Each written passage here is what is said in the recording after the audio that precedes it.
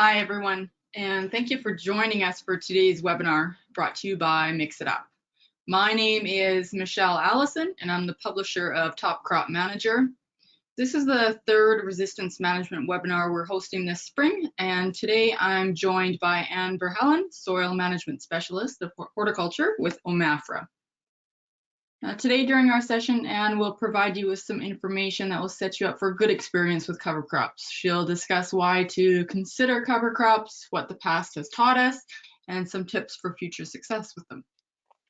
Special thanks to Mix It Up by Bayer Crop Science for sponsoring our session today. From seed to harvest, Bayer is focused on delivering top performing solutions to address some of your toughest farm challenges. This webinar is being recorded and will be made available to all attendees and registrants approximately 24 hours after our live broadcast. The session will run for approximately 45 minutes, and following Anne's presentation, we'll open the floor to any questions. If you do have questions throughout the webinar, please type them into the questions tab found on the GoToWebinar panel on your computer screen. This webinar has been approved for 1 CCA CEU credit in crop management, and further instruction for submissions will follow the presentation if you did not submit your CCA number when you registered for today's webinar. And without further ado, I'll turn it over to Anne to move forward. Great. Thanks, Michelle. So we're going to talk about cover crops today. And I have to admit, I usually like looking at people when I'm talking rather than just looking at my screen and my office wall. So bear with me. And please make sure that you do submit your questions as we go along, because I'd much rather have a discussion than just have me talk. So let's get started. What to consider when looking at cover crops? Okay. Well, if we're thinking about using cover crops, we always have to balance the risk versus the reward. So cover crops are not an easy button type of thing. They do require management, and they require a fair bit of thought. So let's talk about what do you want from your cover crop? What's your goal? Are you looking for water and wind erosion protection? Are you needing to scavenge or actually grow some nutrients? Are we looking to build better soil structure or soil health by increasing soil stability, allowing better water infiltration? Are we looking for more biopores, or are we trying to increase organic matter? And then, of course, there's trafficability, the word I always have a hard time saying. Are we looking for a cover crop to make any of those in-field operations a little bit better, say late fall? Then there's pest management. Are we wanting to use the cover crop to suppress weeds, diseases, insects? And overall biological or ecological health. Are we wanting to increase diversity by supporting beneficial insects, spiders, and even soil-borne organisms like beneficial nematodes and things like that? And another critical one is, are we wanting to use that cover crop to provide additional forage or grazing? Well, let's take a look at these piece by piece. There's been work done at the Upper Thames River Conservation Authority looking at what cover crops can really do to reduce soil erosion and impact water quality. And we know that we can really do a good job in reducing soil erosion if we've got overwintering cover crops. So in this case, you can see the picture, we've got some cereal rye and some volunteer wheat. You can see the difference between the two stands, and it does make a significant difference. And in this case, they were measuring phosphorus, and we can see that concentrations were reduced by up to 80% using the cover crop. And of course, this changes depending on what your soil topography is. Gentle slopes, not as big a deal. Steeper slopes, of course, a huge deal. And erosion can take a lot of different forms, whether it's snert. You can see the soil-covered snow in the upper left-hand corner, or some of the rills and beginning of gully type of erosion that we get from some of the heavy rainstorms. You got to consider what that topsoil is worth. Back in the winter at the Southwest Ag Conference, Marty Vermey from the Grain Farmers of Ontario did a nice little calculation looking at what topsoil is worth. And so when you start thinking about how much am I losing, is it worth using a cover crop? He did it based on what a cubic yard of topsoil, if you were to buy it, and then did the math to bring it up to being, you know, $2,500 per acre per inch. it starts to be worth a little bit because it doesn't take a lot to lose a fair bit of soil. Even sheet erosion, where it's basically taking the thickness of a paper sheet every year, starts to add up. And what about nitrogen cycling? Well, we've got, or other nutrients, but let's just look at nitrogen cycling. We've got certain cover crops that are nitrogen fixers, things like clover, alfalfa, peas, beans, all the legumes. We've got other ones that are good scavengers. The typical grasses, oats, corn, rye, all the brassicas, whether it's radish, oilseed radish, mustard, turnip, buckwheat, phacelia, which may be a strange one for many people. Even legumes are decent nitrogen scavengers because, they'll be lazy. They'll pick up nitrogen if it's sitting there waiting for them. And that will at least reduce the amount of nitrogen in the soil going over winter. So we have less chance of loss. And over the past few years, there's been lots of work. Here's a study actually from a potato rotation in Eastern Washington. Now, does that really apply to us? Maybe, maybe not. But it's interesting that on a low organic matter, sandy soil, with a very much a hort type of rotation, they managed to recover some of this nitrogen. Now they're saying that they're getting a cycling of about 29% of the nitrogen in the cover crop being cycled to the next crop. This is a little bit and it may be because with mustard cover crops, usually you're growing them immediately before establishing the potatoes. Whereas most of our experience here in Ontario with growing cover crops, things like red clover and things like that, uh, it's grown the year before and then we see what we've got back. And I'll talk about red clover a little bit more in a second. Now, some of these other cover crops that people are using, whether it's cereal rye or brassicas like radish, we are not seeing good cycling of nitrogen. The research that we've done in Ontario says things like oats and radish that die over winter are leaky and we're not getting that transfer to the next crop.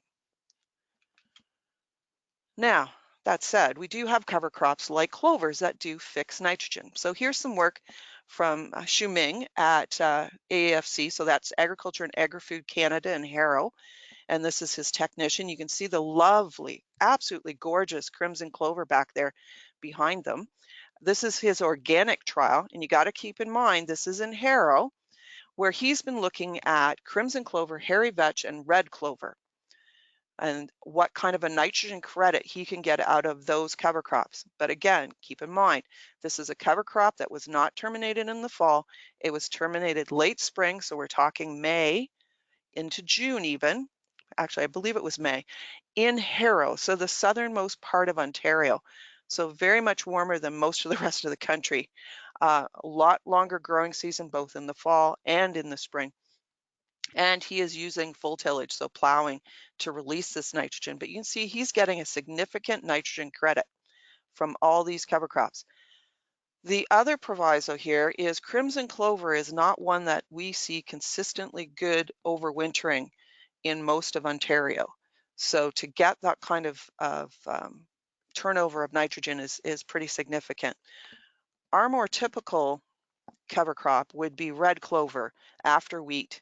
So here's some work from Dr. Dave Hooker. He manages the long-term rotation and tillage trial at Ridgetown, where we've got a variety of different rotations and also 2 different tillage, whether it's no-till or a full till type of situation. And they've been looking at corn yields after wheat with and without red clover. So you can see that the dark bars are with red clover, the lighter bars are without red clover. So this is over his whole project. And you have to keep in mind that the fertilizer nitrogen that was applied to these plots is not limiting in any way. So it's not like they're adding or adjusting for the nitrogen that's being given from the red clover, but it's also they're putting on 180 in those first few years and now more recently 240 pounds of actual nitrogen. So it's not like nitrogen is a limiting factor for these crops. You can see the corn yield boost that we get with red clover. And keep in mind also that our standard nitrogen adjustments for red clover in Ontario are 82 to 67 kilos per hectare. So that 82 would be if you had plowed it or worked it, 67 is if it was no-tilled. Now, so we talked about erosion, we talked about nutrients. Now let's take a look at building better, healthier soils. So with cover crops, we're using living roots to build organic matter. And stepping back a little bit, we've got a different understanding, a more recent understanding of organic matter, that it is much more driven by the soil microbes, by the soil life. And so with our new understanding, it's about 50% or more is actually being laid down through the life and actually death of the microbes. So that comes back to, excuse me, um, necromass, so the dead microbes. And if you figure 20 to 50% of the carbon fixed under photosynthesis by plants is released to the soil through rhizodeposition. So that means it's released by the roots and it feeds those microbes. And those root exudates, there's more recent studies that now show they're 5 times more likely to become part of the soil organic matter. And those root tissues are much more likely to be still in situ and become part of the stable organic matter than the above ground part. This is where cover crops start to play a really big part, especially in cash crop type rotations where we've got corn, soybeans, and wheat. If you look at a standard cash crop rotation, there's a lot of those times where we don't have living root systems. Add in some cover crops, we've got a lot more living roots, we've got a lot more exudates feeding the microbes and building organic matter and cycling organic matter, and in particular, cycling carbon. So to build on that a little bit, here's some work from Dr. Laura Van Eerd, also here at Ridgetown. She's got a long-term cover crop study where she's been growing radish and rye, cereal rye by itself, and oats, and then has a strip with no cover. And this has been, at this point, the data I have in front of me right now is about 4 years now. This is about 7 years. And she is already starting to see some significant differences that we're seeing by having that radish and rye, but in particular the rye. And I think some of what's going on there is that we've got those living root systems there all the way through the fall and into the spring, and you've got that cycling of carbon going on. So we're building organic matter with cover crops.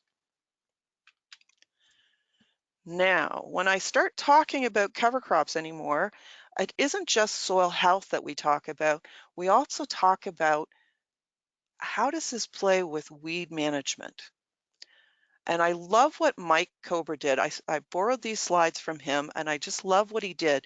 This is one of my personal bugaboos when I go home at night after weed harvest and I look at my neighboring fields.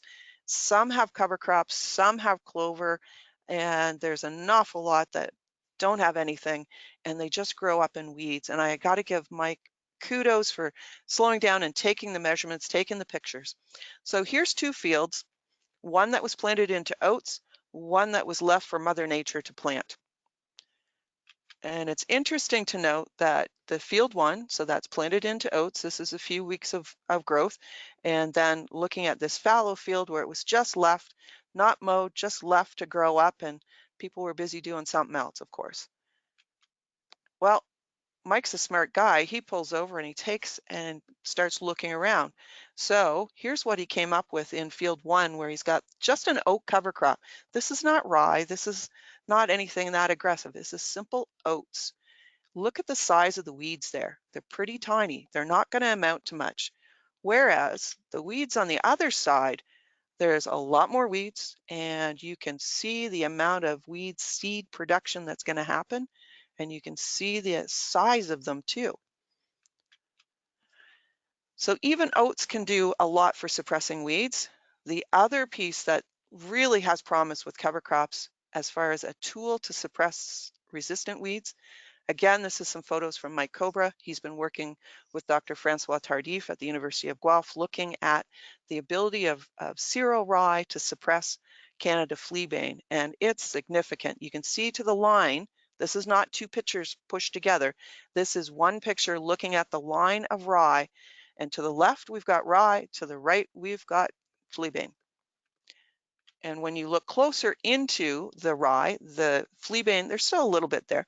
The fleabane that's there is quite small, still quite easily suppressed. and killed, whereas the fleabane that is in the area without a rye cover crop is definitely going to be more advanced, and it's going to be starting to set seed. So they took this and went into some further work. Again, this is Francois Tardif and Dr. Clarence Swanton, and then a grad student, Ted Van High. And again, another slide I've borrowed from someone else. Cameron Ogilvie at Soils at Guelph provided this one to me. And they were looking at the impact of Aragon plus rye plus no-till.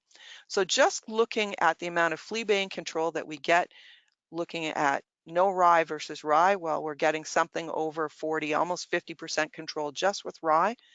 And then you get the 1-2 punch when you add the Aragon in there. So again, no rye versus no rye with Aragon or rye with Aragon. It's that tag team approach, and we've got two modes of action, of course, the herbicide and the physical competition that the rye provides and suppression that it's doing. And we get a really nice tool for resistant weed control. Now, what about using cover crops another way? And this is one of the ways that you can really pay for cover crops fairly quickly if you're using it for grazing or for stored feed. And just as an example, here's one of the cooperatives that I work with. I do some compaction measurements on his fields. This is Mike Buis from near Chatham, not too far from me. He's got a mixed farm as far as a fair number of beef cows, about 300. There's vegetables and field crops that rotate through his fields. He uses a lot of rye, oats. Winter barley has become one of his more favorite ones lately. He works a lot with his neighbors to get cover crops in, and he's pretty committed to the whole cover cropping thing. So he's got cattle grazing cover crops from fall to spring. He usually is calving out on these areas. It's managed to drive his feed costs down. And interesting, some of his first observations were a huge increase in herd health and better mothering. He sees, and I've measured it on his farm, improved soil quality, and they have seen yield increases when the tomatoes are planted back there. And he is able to put some actual dollars to that as far as he figures he's getting back about $60 per acre. And but Mike's a realist. He's very, very much a realist. So at the end of the day, cover crops have to make sense within the whole farm system, from the cost of the seed to timely fall planting and spring management. If it doesn't make sense, it won't work. For example, Mike's changed up how some of his seeding is done because he was finding he was very rushed. This past year, he actually got his rye flowing on into his corn, and he's out grazing it now. I'm hoping to get out there in the next few days and start taking some measurements, and we'll be following up with some compaction measurements in his fields later this spring. He keeps on changing up his system a little bit and a little bit. It's great. Another slide from Cameron that talked about a different aspect. So Mike grazes, but there's also been a lot of work done about forages. So harvested feed and oats in fall, and I've always maintained this myself, but Bill Dean's done some work looking at oats, barley, oat pea forages, and the quality that we get in the late summer and fall with a fall grown cereal is totally different. And I have to admit, I've observed that myself at home. It's like candy as far as the ewes are concerned. So I got asked to also share what we've learned about cover crops. So we've been doing projects with cover crops, well, for more than 10 years. In fact, I've probably been working with cover crop plots off and on for the last 25 years plus. We've learned a lot over that time. It still comes back to some basics though. You have to think about, what's my goal? Once you know your goal, it's a little bit easier to choose. So are you looking for nitrogen production? Are you looking for scavenging? Are we looking for weed suppression? Are we looking for nematode suppression in the case of a lot of horticultural crops? Are we looking to build soil structure? Do you want to bust up some compacted areas? That's a very much a very specialized area. Are we looking for just biomass, like lots of root mass, lots of top growth?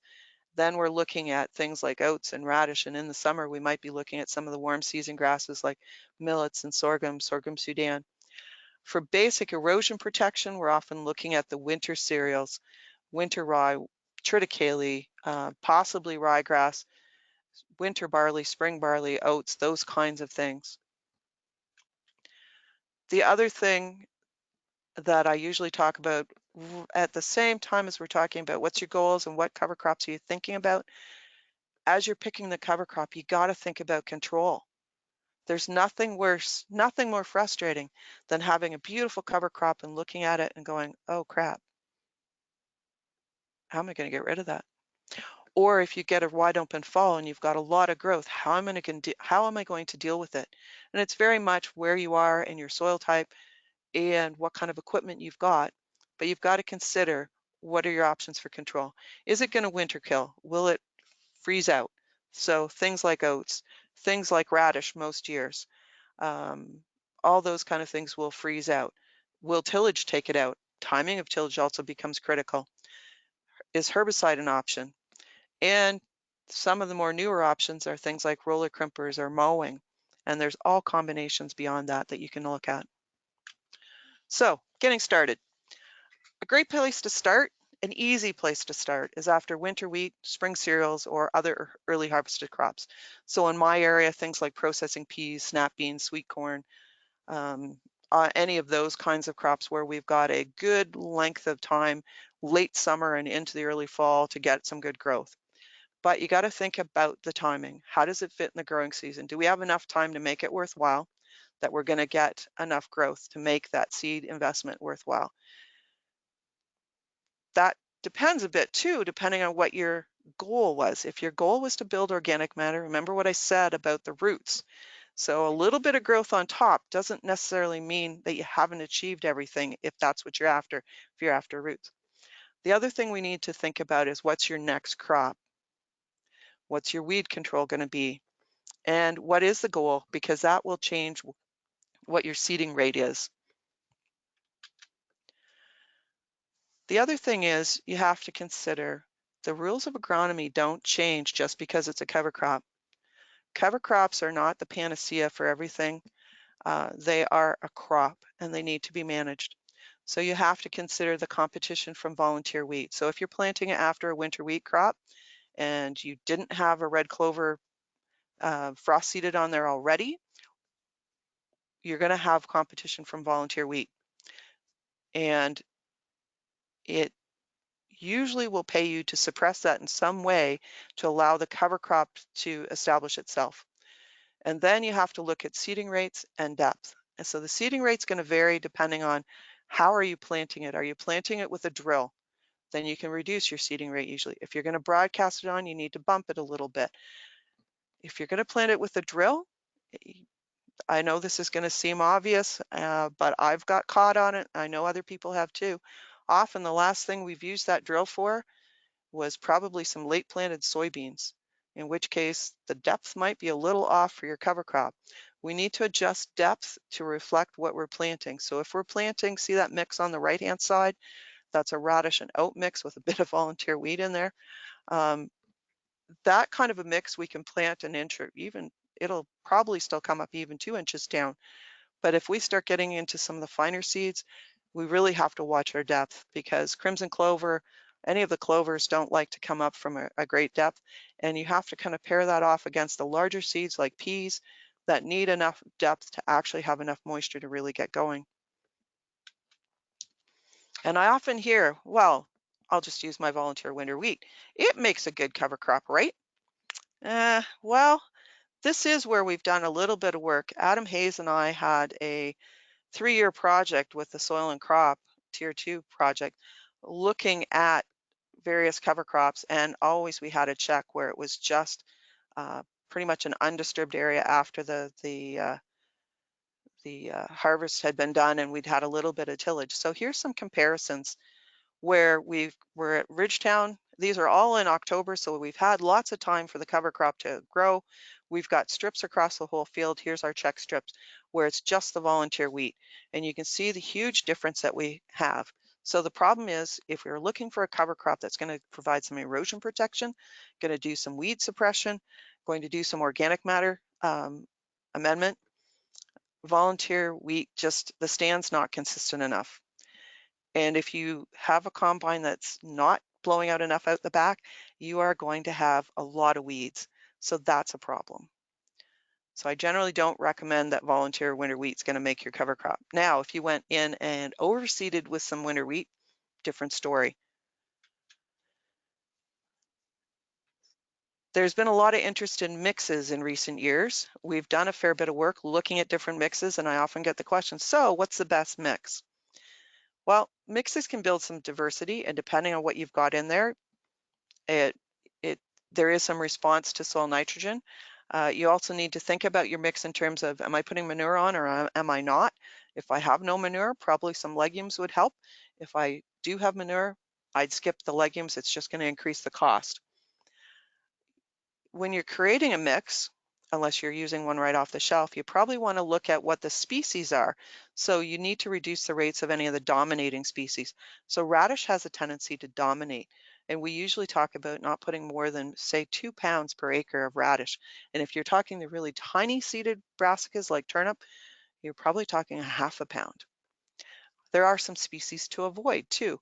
I personally anymore would probably avoid things like annual ryegrass. I wouldn't put buckwheat, and there's a mix of opinions about that. I wouldn't put buckwheat in a mixture because it will probably set seed. The other thing to think about with mixes is seeding rates. Some of the best advice I've had from very successful cover crop farmers is less is more.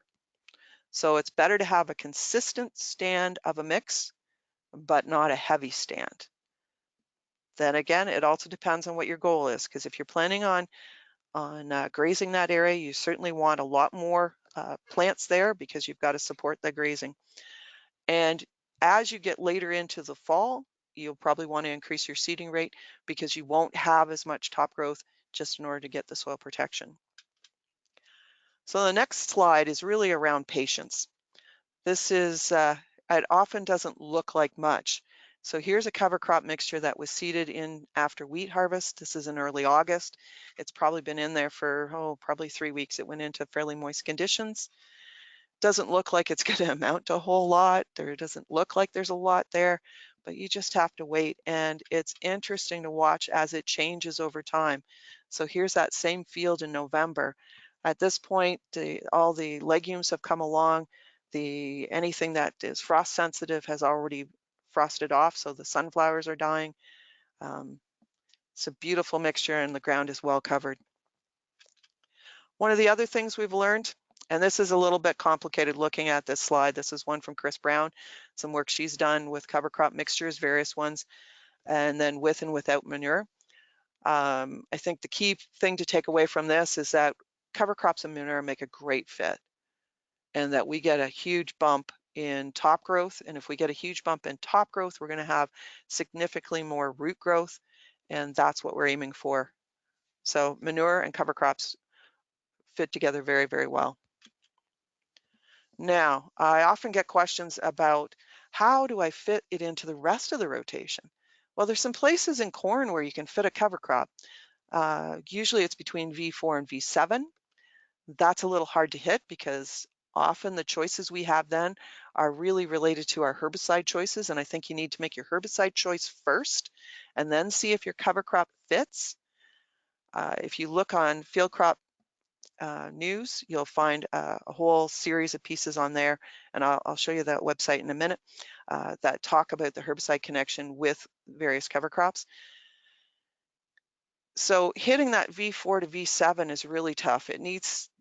That cover crop needs to be seeded in, so it means modifying a drill. Broadcasting leaves it really open to whether we get any rain or not, and then our corn generally, we just have too much shade and too much competition.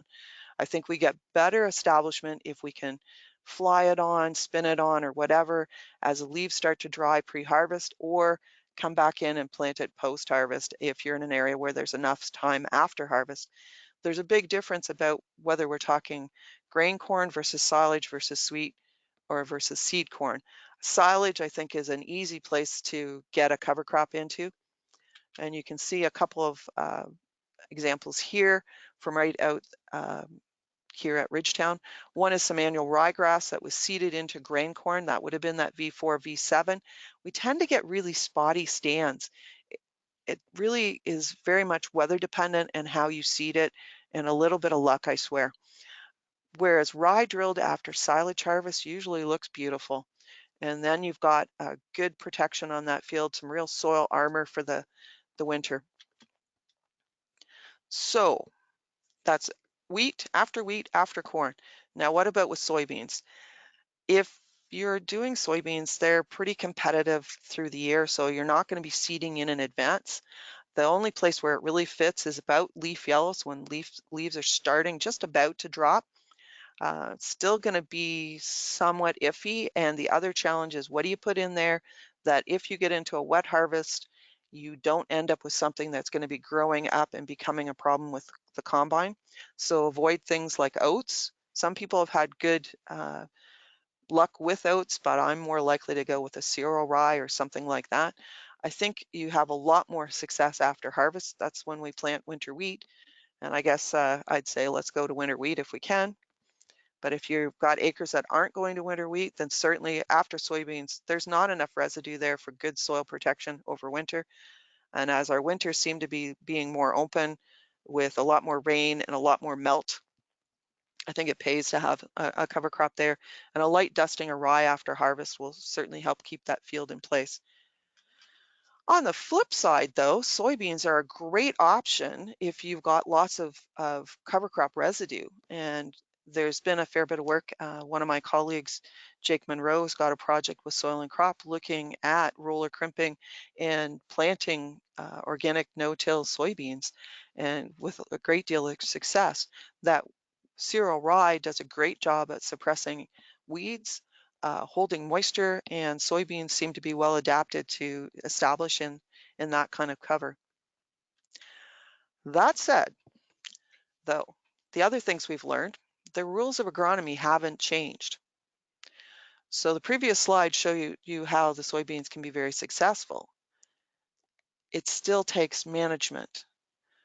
So wet soil, dry soil, light soil, heavy soil, you have to adapt your management just like you would with any other crop. And the key in planting into cover crops is that soil to seed contact, and that has not changed. Another thing that hasn't changed, you got to consider some of those cover crops can become weeds. And in this case, this is a field that had a large multi-mix, and it had buckwheat, buckwheat and sunflowers actually that set seed and volunteered the next year. The challenge with those is, depending on your herbicide program, these are the kind of cover crop seeds that then volunteer and emerge over an extended period of time. So if you're trying to just do burn-offs, it's not going to do a good job. So consider things like buckwheat. And again, lots of people are not concerned about handling buckwheat. It's fairly easy to kill. Annual ryegrass is a lot more of a concern, as there's a greater possibility of having resistance there. Radish has a tendency, especially if you have the old oil seed radish, or even the newer one, there is some hard seed, so you will have some volunteers. There's a number of different cover crops that if they're not managed well, they can become ongoing weed problems. Another thing where the agronomics don't change is rotation is still important. We often see some issues if we're planting corn into rye. There's people who make it work, but there's other people that have horrible results with trying to get the corn established into cereal rye if we haven't got the cereal rye killed appropriately. There's other aspects if we're using things like radish or other brassicas like turnip in a mix or by themselves. If you're coming back and you've got canola or something like that in your rotation. Another thing to consider is if you are trying to use annual ryegrass as an interseed into corn, probably not a good option if you've got wheat in that rotation, because that limits the years that you've got a chance to control that annual ryegrass if we've got some problems. And one of the other places where we've been seeing some issues and some challenges with some of these cover crops is just as we change the soils and we change the amount of residue on the surface, some growers are experiencing some more challenges with slugs. And as you can see, Tracy talks about slugs thrive in a wet spring. And the cover crop farmers who've been successful tell me the best way to manage it, move your crop residues away from the seed row as much as possible. Ensure the seed slots are closed. And you can see this one is opened up. And the reason why you want the seed slot closed is because otherwise it basically becomes a slug highway. They don't have to get out on the surface and be exposed to the sun. They can truck their way down that seed slot where it's cool and moist and go corn plant to corn plant. There are some cover crop growers who are trying to have another cover crop still growing there to provide more attractive feed and basically be a trap crop and pull the slugs away from particularly the corn and the soybeans that we're trying to grow. But that one's still a challenge for us. Another caution I'd like to make is make sure when you're looking for information that you're evaluating that information based on your own growing conditions. I had the chance to go a few years ago on a way out to Saskatoon, had a chance to stop in and visit with Abby Wick at a North Dakota field day. You never realize how differently things grow until you go somewhere else. Abby's not a short lady. She's a lot taller than me. She's at least 6 feet. So you can see that this isn't exactly Ontario corn. That was that year, that's a couple of years ago. They seem to have a lot more success interseeding cereal rye, because that's a question I often get is why can't I just use cereal rye in that V4, V7 stage in corn? They use it in North Dakota. Well, that's great. They have a lot more light getting to the ground than we do.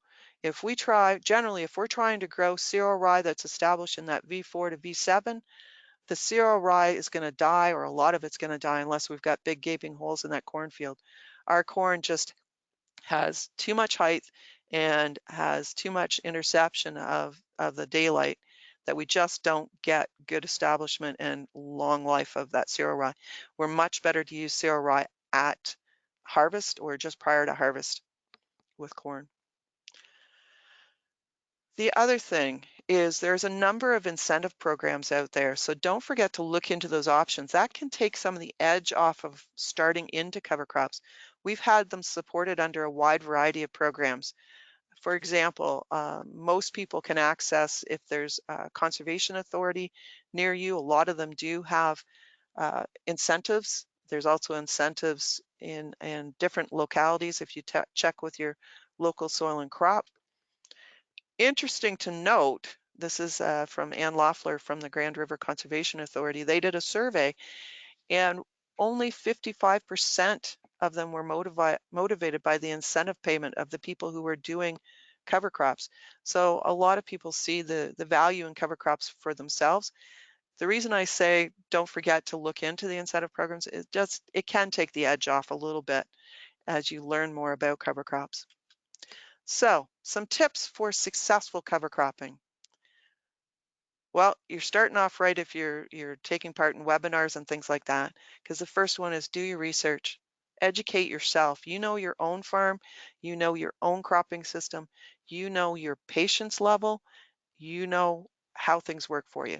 So go to field days, go to conferences, hit the internet, do YouTube, Twitter, take a look at the Midwest Cover Crop Council and read.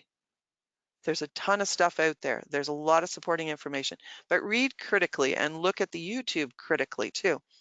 And I think the really key thing is go to the stuff that's in your own area. Talk to people who have been successful, the ones with experience, the ones who are open about their problems and how they've solved them, because it does take more management. And if you're looking for some more information, here's some good information that's applicable to Ontario. We've got a fair bit on the OMAFRA website. There's that field crop news. There's a whole section there on cover crops, and I see Jake has recently posted his report on organic no-till soybean production and whether it's possible in Ontario or not. There's the Midwest Cover Crop Council.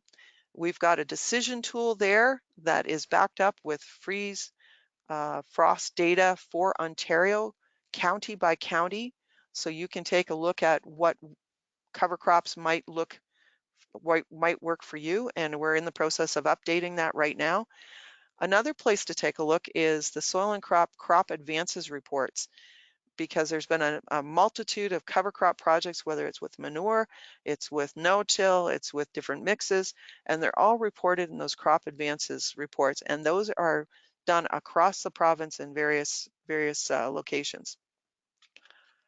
So the other thing, know your goals.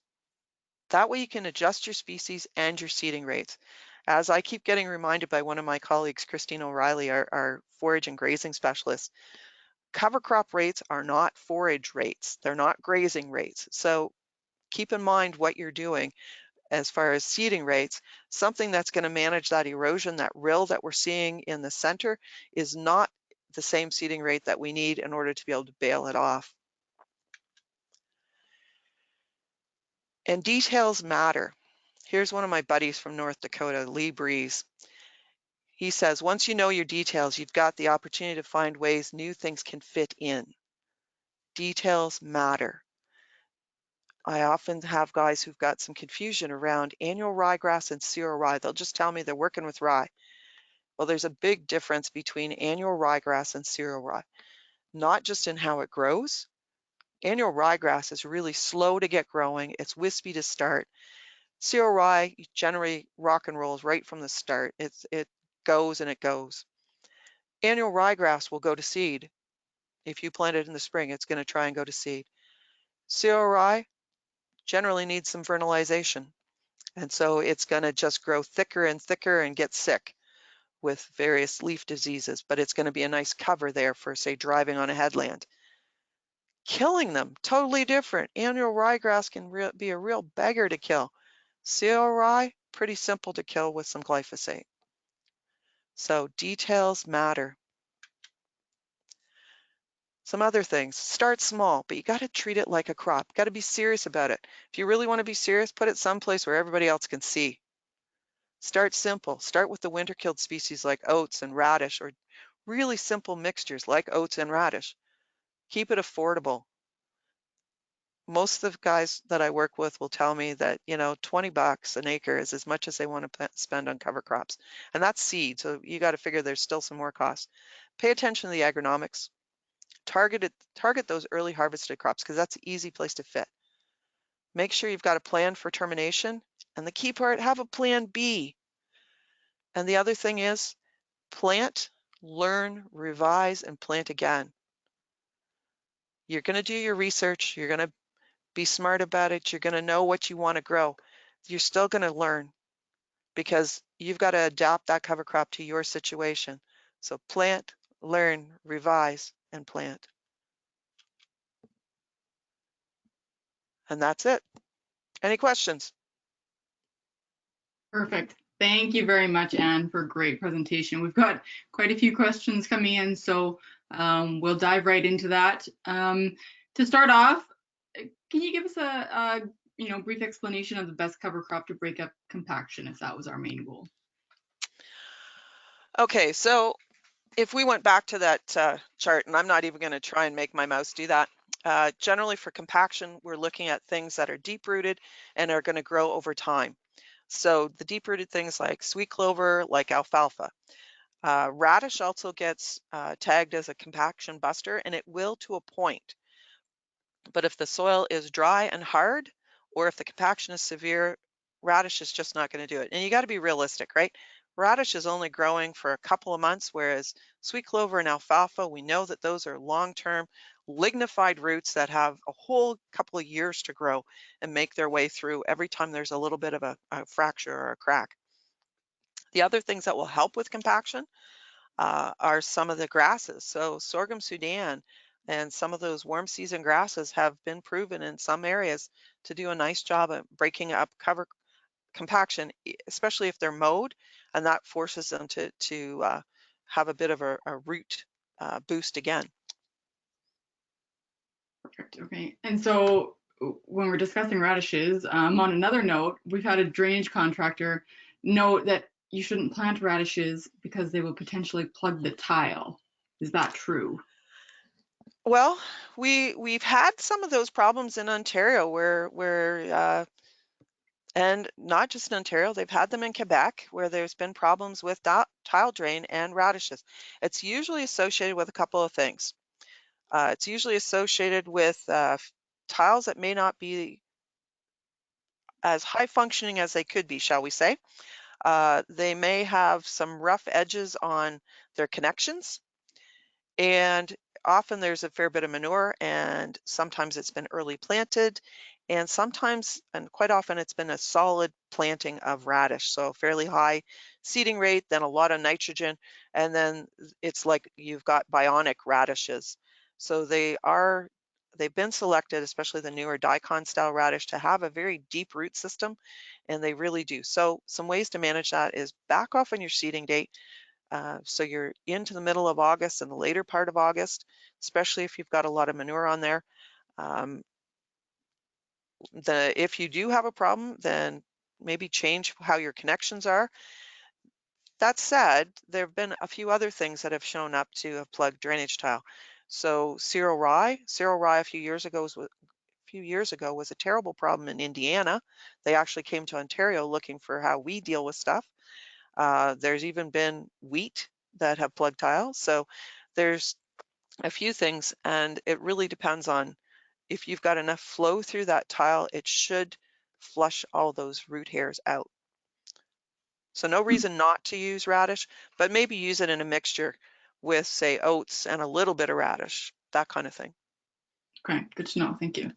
A question on potatoes here. So if you're planning a cover crop to be planted August, September, the year before potatoes, that won't regrow in the spring, what would you suggest? Okay, so something that won't regrow in the spring, but you're going to have an early enough time to plant it in August or September. It'd be really nice to know if that question came from Ontario. I think it came from, yeah, out east there, and he's looking for, yeah, something that would be easier to till in the spring. Okay, so odds are something like oats or barley would be a good choice. Depends on some of your other things, especially if it's out east. You might be looking for some wireworm control too, in which case maybe you should be looking at a mustard cover crop. If you get it planted early enough in August, you'll have enough growth you could work it down and then still come back maybe with a little bit of oats or winter barley.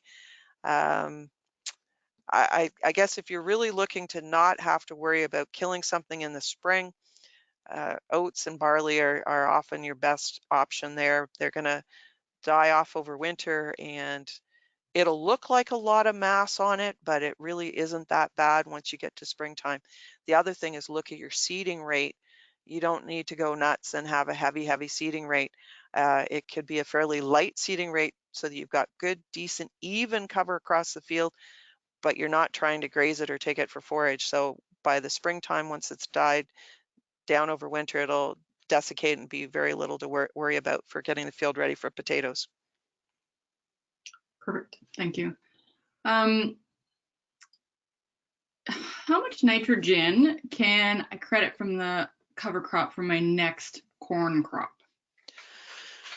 Well, that's really going to depend on which cover crop we're working with. So my favorite cover crop still is things like red clover, because we can frost seed it into spring grains or to winter wheat, and we know we can get a decent nitrogen credit. So we know that we're getting 70, 80 units of nitrogen.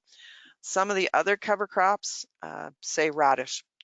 I can show you radish numbers where we measured the amount of nitrogen that was taken up by the radish plant, and it was significant. Like we're talking a couple 100 pounds per acre in the fall, but because it dies over winter, it's leaky and we'll lose most of that. And we just don't see that transfer. If you go back in the soil and crop advances reports, you'll see a couple of reports there where it was a number of different cover crop strip trials were done with and without manure, and then taken to corn the next year. And we really couldn't see the transfer of nitrogen from radish into the next corn crop. Really, it's just the legumes, and in particular, the only one we have real confidence in is red clover. Okay, perfect, thanks. I have another question from a grower here. Are there any specific diseases in cover crops that we need to be concerned about that would affect our main crops? I should have Albert here with me for that one. Yeah, there are some some diseases that you probably want to make some slightly different choices depending on what your following crop is. And that is so specific, it's hard to get into a whole lot of detail. If you take a look at the cover crop field guide, the Midwest one that the Midwest Cover Crop Council has put together, it has some of the diseases and especially also the nematode ratings for various cover crops. And if that particular grower wants to email me, we can have a further discussion. There's a couple other things. So say sometimes because it's a cover crop, we're not going to see the same disease pressure. For example, in a lot of mixes, guys will put a couple of pounds of sunflower. Often they'll tell me it's because it's got a deep root system, it's got nice stalks that last till springtime, and they just really like to mess with the neighbors because they've got these lovely big flowers sometimes in October. Well, we know that we associate growing sunflowers with having white mold. And so you would never try and grow a field of sunflowers and then follow it with soybeans. But that's a field of sunflowers taken to seed. Sunflowers grown in a cover crop, so far, we don't see that white mold transfer. And in talking it over with our provincial pathologist for field crops, Albert Tenuta, he tells me the timing for that disease is off when we're growing things like sunflowers in a mix late in the season. The timing for the white mold life cycle just doesn't fit. So we don't see the disease being worse the next year. Perfect, thank you. A couple other questions here. Can you touch on the benefits of implementing the cover crops when on sandy soils? Oh, sandy soils. Sandy soils are perfect for cover crops. Typically, at least the sandy soils that I've worked on and that I see regularly, we struggle to keep organic matter levels up. Right. So having the cover crops there means that we're going to be cycling carbon. We might not see big boosts in the actual organic matter numbers, but we are cycling more carbon in there.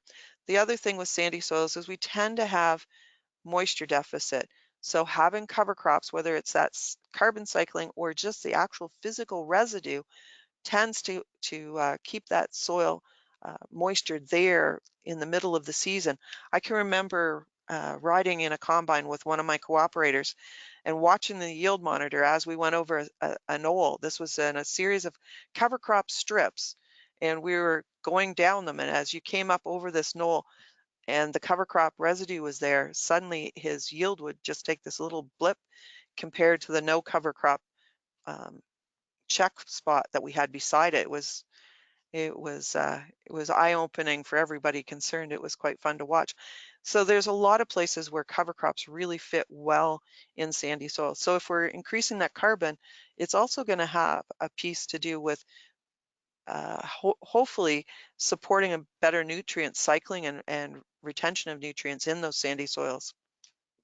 Okay, perfect. Thank you for expanding on that. I've got one last question that we'll probably have time for today about the day of no return. When is it too late in the season to seed a cover crop? Oh man, that's so specific to where you are and what your soil type and what you're growing next. So Okay. down here in the banana belt of Ontario, I often see growers that are still putting cereal rye in well into November, even the occasional guy who does it in December. Recognizing we're not going to have a lot of cover crop there over winter, but it will show up as a green haze and grow like gangbusters come springtime. So when it's too late, I usually like to make sure that I've got at least 6 weeks that we're going to have some growth. So it's very dependent on where you are and what you've chosen as a cover crop when it's too late. Perfect. Okay, thank you. And before we end today, I just want to remind everybody that it has been approved for 1 credit in crop management, and further instructions will be found in our follow-up email if you did not submit your CCA number registration. And this email will also hold a recording of the webinar in case you missed the first little bit as well. Thank you again, Anne, for your great presentation, and we had lots of engagement, great questions coming from the audience. So thank you to all of our attendees for tuning in today as well. Don't forget to visit topcropmanager.com/webinars to view all of our previously recorded webinars, as well as this one will be online within the next day or so. And please connect with us on Twitter by following at TopCropMag. One last special thank you to Mix It Up by Bayer Crop Science for sponsoring the resistance management webinar series this spring. From seed to harvest, Bayer is focused on delivering top performing solutions to address some of your toughest farm challenges. So with that, from the entire team, we're wishing you, your teams, and your families all the best during this time, and a safe growing season if we don't chat before then. Hope you all have a great rest of your day. Take care.